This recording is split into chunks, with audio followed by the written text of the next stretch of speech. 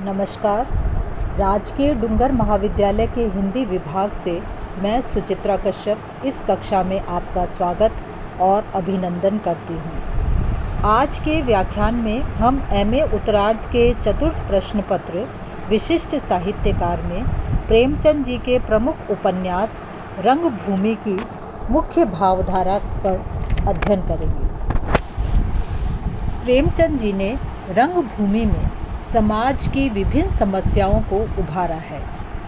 रंगभूमि का कथानक बनारस नगर के बाहर पांडेपुर की बस्ती से प्रारंभ होता है, जिसमें एक सरल और दुर्बल अंधा भिखारी रहता है जिसे सभी सूरदास कहते हैं। उसके आसपास 5 एकड़ की ज़मीन है जिस पर पांडेपुर और उसके आसपास के मवेशी आकर चरते हैं। जान सेवक उस ज़मीन पर सिगरेट का कारखाना खोलना चाहता है और वह ज़मीन सहर्ष न मिलने के कारण उसे प्राप्त करने के लिए वह विभिन्न प्रकार के अनुचित प्रयोग भी करता है। इस कार्य में जान सेवक को सफलता तो मिल जाती है, लेकिन उसका अपना घर अव्यवस्थित हो जाता है। उसकी पुत्री धार्मिक मतभेदों के कारण घर छोड़ देती है। राजा भरत सिंह के पुत्र विनय सिंह से उसका स्नेह व्यापार चलता है, जो रंगभूमि में एक दूसरी कथा को उपस्थित करता है। फैक्ट्री के बनते ही मजदूरों की संख्या में वृद्धि के कारण झगड़े, फसाद, वैमनस्य आदि जीवन के रूपों को उभारने का इसमें अवसर मिलता है और यह छोटे छोटे झगड़े ही आंदोलन का रूप धारण कर लेते हैं। यह आंदोलन दिन प्रतिदिन उग्र रूप धारण करता चलता है और पराकाष्ठा गोलियों तक पहुंच जाती है। इसमें सूरदास घायल हो जाता है और अस्पताल में उसकी मृत्यु हो जाती है। जनता के व्यंग बाणों को ना सह सकने के कारण विनय भी अपने रिवाल्वर से अपनी जीवन लीला समाप्त कर लेता है। इस प्रकार पांडेपुर की बस्ती उजड़ जाती है। सूरदास की स्मृति को चिरस्थायी बनाने के लिए जनता सूरदास की मूर्ति का प्रतिस्थापन एक समारोह के रूप में करती है। विनय और सोफी की प्रणय गाथा भी अत्यंत रोचक रूप में इसमें उपस्थित की गई है। इस कथा में मिस्टर क्लार्क सोफी के असफल प्रेमी के रूप में सामने आते हैं। रंगभूमि में एक अन्य कथा सूत्र भी जोड़ा गया है जो ताहिर अली और उसके परिवार वालों से संबद्ध है। इसको उपस्थित करने का उद्देश्य मध्य वर्ग के कारुणिक जीवन का दिग्दर्शन कराना मात्र है। इसके अतिरिक्त सुभागी और भैरव की कथा के माध्यम से सामूहिक जीवन, पारस्परिक झगड़ों, ईर्ष्या और द्वेष आदि का चित्र भी प्रस्तुत किया गया है। दाम्पत्य जीवन की कटुता प्रस्तुत करने के लिए इंदु और राजा महेंद्र सिंह की कथा का आश्रय भी लिया गया है। इस प्रकार रंगभूमि के विशाल आयाम में तत्कालीन भारत का व्यापक चित्र प्रस्तुत किया गया है। रंगभूमि में लेखक की एक प्रमुख विशेषता यह है कि उसने इतने विशाल आयाम को इस कुशलता से उपस्थित किया है कि जिससे कथानक अत्यंत ही प्रभावशाली बन पड़ा है। प्रमुख रूप से लेखक ने 2 ही समस्याओं को प्रस्तुत करने का प्रयत्न किया है, जिसमें औद्योगिकरण की समस्या और देशी रियासतों की समस्या प्रमुख है।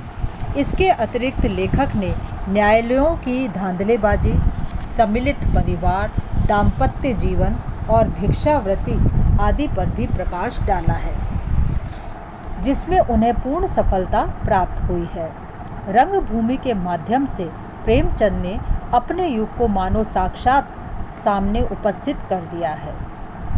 रंगभूमि की विशिष्टता और उसे अपना प्रिय उपन्यास इस कारण भी माना जा सकता है कि इसमें जीवन के विविध रूपों को अत्यंत प्रभावशाली रूप में प्रस्तुत किया गया है। रंगभूमि के माध्यम से उस समय की देश की अवस्था, लोगों के रहन सहन, समाज की आर्थिक व्यवस्था आदि का संपूर्ण पक्षों सहित सफलता से चित्रण किया गया है। रंगभूमि के विशाल आयाम में लेखक ने वैविध्यपूर्ण चित्रांकन किया है जो अत्यंत प्रभावशाली बन पड़ा है। इसमें कुल मिलाकर 5 परिवारों की कथा है, जिसमें समाज के विविध प्रकार के मानवों के स्वभाव और जीवन का परिचय हमें मिलता है। इन्हीं परिवारों में कुछ ऐसे व्यक्ति भी हैं जो मध्य वर्ग और निम्न मध्यम वर्ग के हैं, साथ ही कुछ क्रांतिकारी और सुधारक भी हैं। देश और समाज के लिए उत्सर्ग होने वाले और देशभक्ति तथा समाज सेवा की आड़ में अपना स्वार्थ सिद्ध करने वालों का प्रस्तुतिकरण भी निश्चय ही रंगभूमि को विशिष्ट बनाता है। जान सेवक, उद्योगपतियों और व्यावसायिक मनोवृत्ति वाले व्यक्तियों के गुण दोषों से समन्वित एक यथार्थवादी पात्र हैं, जो मिसेज सेवक धार्मिक विचारों के प्रति अनुदार ही नहीं, कट्टर भी हैं। ईश्वर सेवक के द्वारा ईसाई परिवार के वृद्ध का चित्र उपस्थित किया गया है, तो रंगभूमि में गाँव की झांकी, दयागिरी, जगफर, नायक राम, पांडे, भैरव और उसकी माँ सुभागी, ताहिर अली, उसकी पत्नी कुलसुम और विमाताओं आदि के पात्रों द्वारा मिलती है। रंगभूमि के महान लक्ष्य के कारण भी यह एक विशिष्ट उपन्यास बन पड़ा है।